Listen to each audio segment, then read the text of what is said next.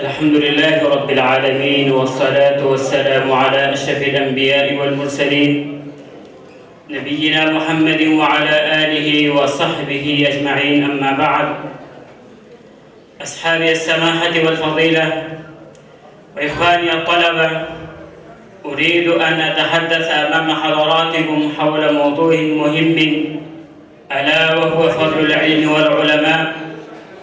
يقول الله سبحانه وتعالى في القرآن المجيد والفرقان الحميد: يرفع الله الذين آمنوا منكم والذين أوتوا العلم درجات. وقال في مقام آخر: إنما يخشى الله من عباده العلماء. أحبتي في الله، إن العلم سراج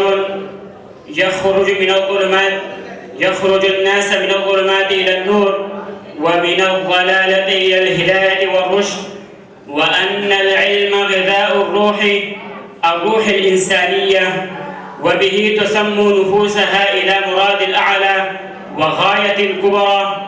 وفرض الإسلام العلم، وكانت أول آية اقرأ، التي يدعو إلى طلب العلم في جميع المجالات غير مختصرا، وبيان على أحكام الشرعية، لأن الله سبحانه وتعالى خلق الإنسان خليفة في الأرض وبين فضل العلم.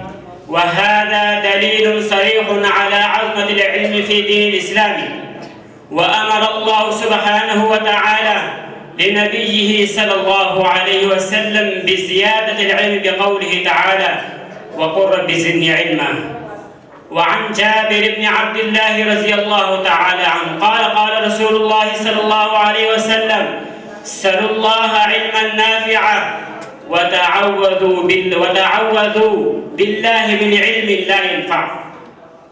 أيها الأحبة، وينبغي للعالم وللطالب أن يعتني ببعض الأشياء.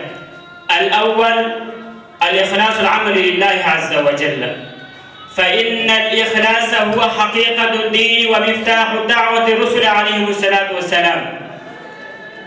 وما أمروا، يقول الله سبحانه وتعالى: وما أمروا إلا ليعبدوا الله مخلصين له الدين. ومن السنة النبوية صلى الله عليه وسلم عن عمر بن الخطاب رضي الله تعالى عنه قال: سمعت رسول الله صلى الله عليه وسلم: إنما الأعمال بالنيات، إلى آخر الحديث. الثاني: متابعة النبي صلى الله عليه وسلم، فإن الأعمال لا يقبل إلا بشرطين أساسيين: الأول الإخلاص العمل لله عز وجل، والثاني متابعة النبي صلى الله عليه وسلم. وعن أبي هريرة رضي الله تعالى عنه مرفوعا يقول الله تعالى: أنا أغنى الشركاء عن الشرك، من عمل عملا أشرك معي فيه غيري تركته وشركه. رواه مسلم. أيها الأحبة، والثاني العمل بهذا العلم، والثالث نشر العلم. هذا ما عندي، وبالله التوفيق. نسأل الله عز وجل أن يوفقنا بما يحبه ويرضاه. والسلام عليكم ورحمة الله وبركاته.